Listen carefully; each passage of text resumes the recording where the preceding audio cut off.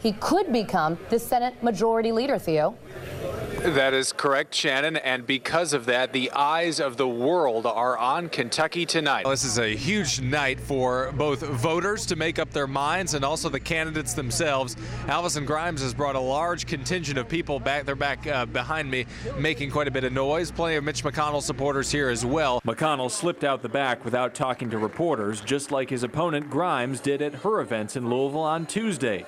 Both of them letting their talking points do the talking. Clinton hasn't held office in more than a decade, but Thursday he took more questions than Grimes or McConnell have at events in Louisville the past couple days. I think she got a good chance if we show up.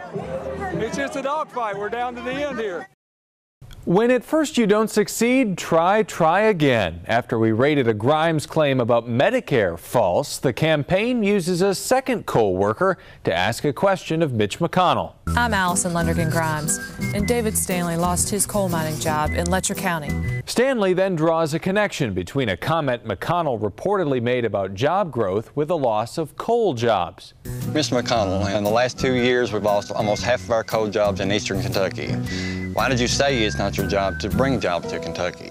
This needs clarification. State statistics show eastern Kentucky has lost about 6,000 coal jobs since the start of 2012, or about 45%. But is McConnell to blame for that? Both sides of the coal debate, the Kentucky Resources Council, an environmental group, and the Kentucky Coal Association, say competition from natural gas, cheaper western Kentucky coal, and federal regulations are the factors.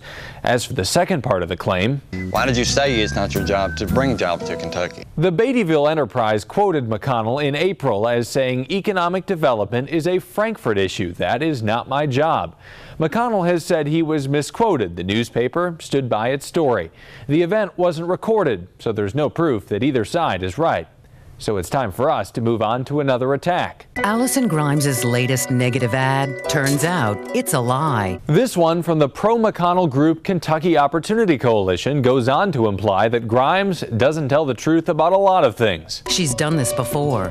Caught running a dishonest attack. Caught breaking her promise to defend Kentucky coal in Washington. There was a recording of the event referenced here, and Grimes didn't defend coal in her public comments toward Senate Leader Harry Reid. The Grimes campaign, though, says she and Reid talked in private. But this is still misleading. The ad makes it seem like the Bowling Green newspaper cited here said Grimes broke her promise. Instead, it was McConnell's own campaign manager who was quoted in the story saying that. I'm Theo Keith with this Wave 3 News Reality Check. If Mitch McConnell were a TV show, he'd be Mad Men, treating women unfairly, stuck in 1968 and ending this season. Alison Grimes told McConnell jokes. McConnell's comeback, Grimes equals Obama. His campaign raised millions from extreme liberals. Sound familiar? I mean, he really didn't have any qualifications at all. Sound familiar? The Senate candidates were the main event, and if they were distracted by a potentially record-breaking crowd of 20,000, you couldn't tell. That's to change the Senate and make me the leader of a new majority to take America in a different direction.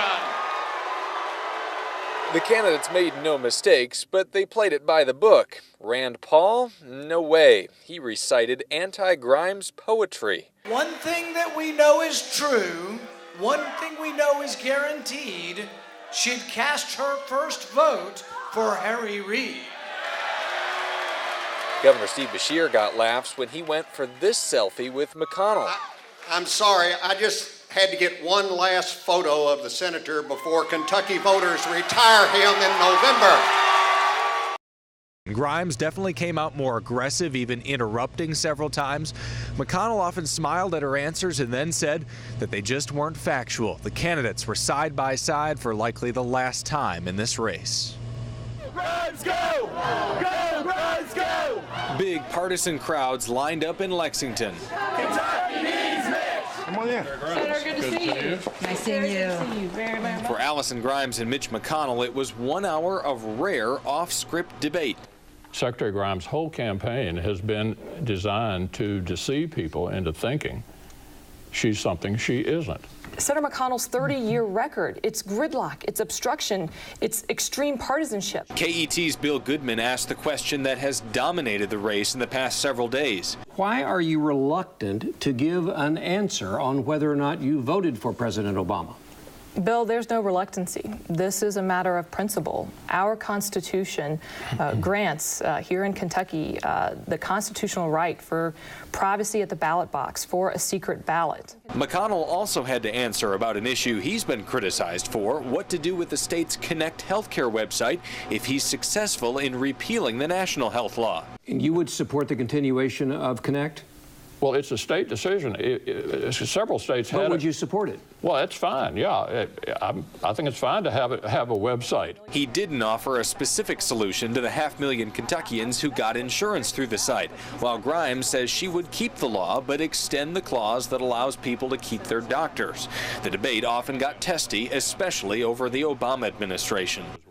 They have crushed the economy. Bill, if I might, I think it's worth noting, I hate to interrupt, but under this administration, we've used this administration over and over again. Senator McConnell fails to see he has a role in all of the jobs that have been lost here in the state. Afterward, the McConnell campaign said that it had expected Grimes to come out the aggressor, but that tonight her talking points ran into facts. The Grimes people said that Secretary of State Grimes looked good. She had a strong performance against a senator who appeared angry. Well, I reported to you just about 5 minutes ago that it was a pretty quiet cheer the very first time that the crowd learned that many of these networks are calling the race for Mitch McConnell. A lot of the crowd wasn't even in the door yet here at the Marriott off of Hurstbourne. So that's why the reaction was a little bit subdued, but I can tell you it has sunk in now. We have had a couple of people go up to the podium and speak, saying that Mitch McConnell is going to remain your senator, and obviously people are very happy about that here. Just taking a look at the numbers, Alison Grimes has fallen short of what many thought she needed in Lexington, only going to win there by 6,000 or 7,000 in Fayette County, and she's also short of the pace she needed in Louisville too, with 31% in. That's about 1/3 of the votes counted. She's got about an 8,000 vote lead, and just to give you some perspective, 8,000 may seem like a lot, but a lot of people have been telling me that she may need to win by 70 or 75,000 here in Jefferson County just to have a chance. So if you want to know, I'm getting a lot of feedback on Twitter and social media asking why have the networks called this race this early.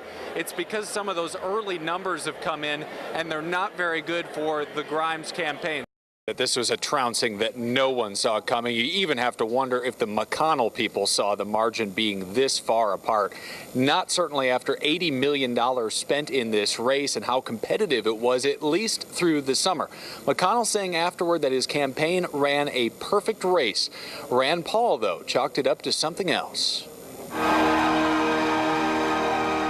Mitch McConnell trounces Alison Grimes in a way that no poll forecast. Secretary Grimes ran a spirited campaign. She earned a lot of votes, and she earned my respect. It took a lot of guts to take on a race like this.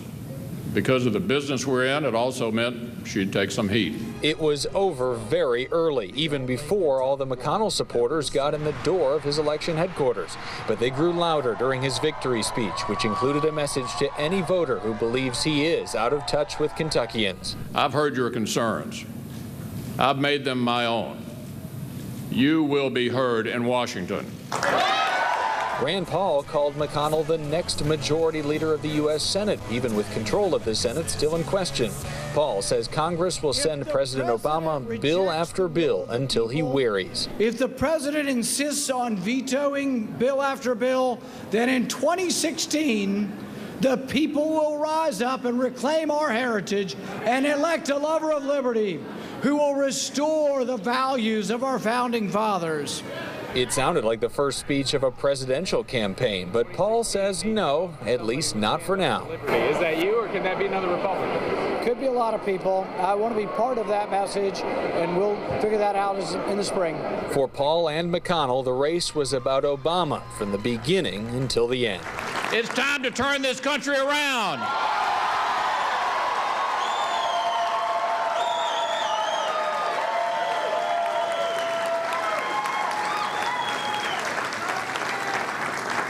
and I will not let you down. Thank you so much.